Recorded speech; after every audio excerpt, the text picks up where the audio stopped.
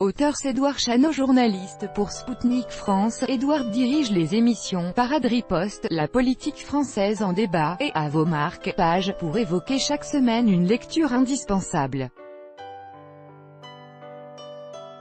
Tous les articles 18h26 19 2018 Philippe de Villiers, entre Emmanuel Macron et Vladimir Poutine et ancien homme politique jugé réactionnaire par ses détracteurs, créateur du fameux Puy du Fou, Philippe de Villiers exerce malgré son retrait apparent de la vie politique une influence non négligeable sur les esprits.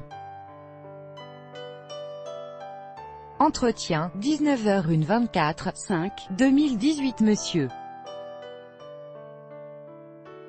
Geoffroy, pour s'affranchir de la superclasse mondiale, il faut être une puissance. Peut-on évoquer l'élite mondiale et son action sans être taxé de complotisme? C'est le pari de Michel Geoffroy, ancien haut fonctionnaire, auteur de l'essai « La superclasse mondiale contre les peuples ». Entretian, 1512 the 5th of July 2018 Grappas, il y a une faculté de jugement, d'anticipation des femmes face au totalitarisme, et si les femmes avaient exprimé leur sensibilité particulière face aux totalitarismes du XX siècle? L'universitaire Marc Grappas vient de publier une anthologie pour leur rendre hommage, 1947 the 26th of April 2018, EXCLUSIF. Une opération coup de poing qui a divisé l'opinion française.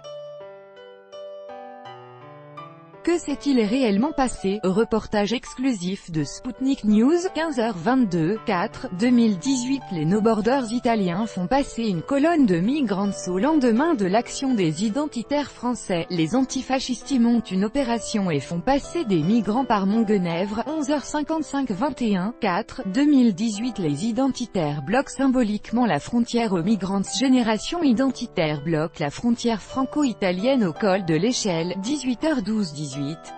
2018 Hervé Juvin, nul ne survivra seul, nous survivrons par la nation. Au lendemain des frappes contre Damas, la France retrouve-t-elle sa place dans le monde? Édouard Chano recevait l'essayiste Hervé Juvin pour en parler, s'interroger sur le retour de la nation à travers le monde et esquisser les pistes d'une plus grande France. 17h41 2018 Alain de Benoît, quand on modifie par trop la nature, on se modifie soi-même, alors que les zadistes de Notre-Dame-des-Landes résistent aux forces de l'ordre, où l'écologisme en est-il?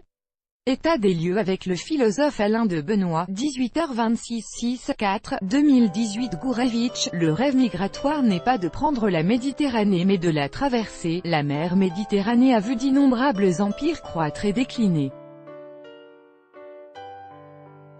En a-t-on fini avec les rêves de grandeur autour de cet espace géopolitique crucial? Pour Jean-Paul Gourevitch, les rêves d'empire sont devenus des rêves de passage. 18h18 2018 Del Valle, la base islamiste n'est pas que djihadiste, et si le sacrifice d'Arnaud Beltrame marquait un tournant dans la lutte contre l'islamisme, son geste a-t-il forcé une prise de conscience des politiques? En tout cas, pour le géopolitologue Alexandre Del Valle, Emmanuel Macron a le mérite d'avoir enfin ciblé l'ennemi.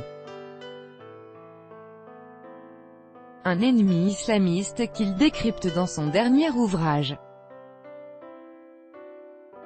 Entretien, 19h36 2018 Michael Miguer, la Russie est devenue le miroir inversé de l'Occident. À l'heure de l'affaire Skripal, il est d'autant plus urgent de comprendre la Russie.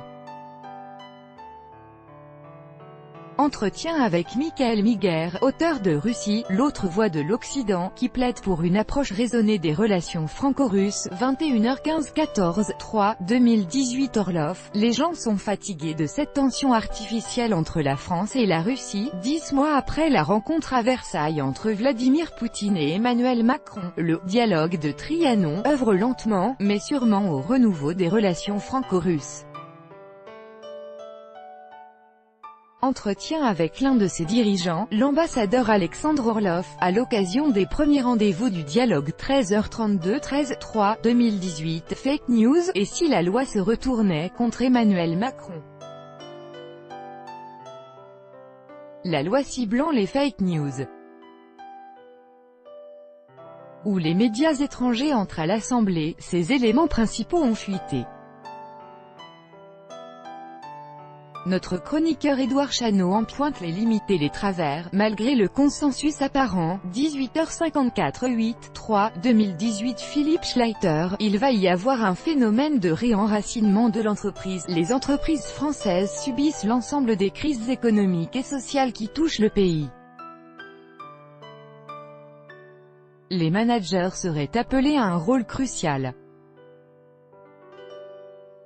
Comment feront-ils face? Entretien, 16h39 28, 2018 Claude Blanche-Maison, Poutine a fait le job, mais à sa manière, la manière forte. La campagne électorale russe incite à tirer le bilan des années de Vladimir Poutine au pouvoir.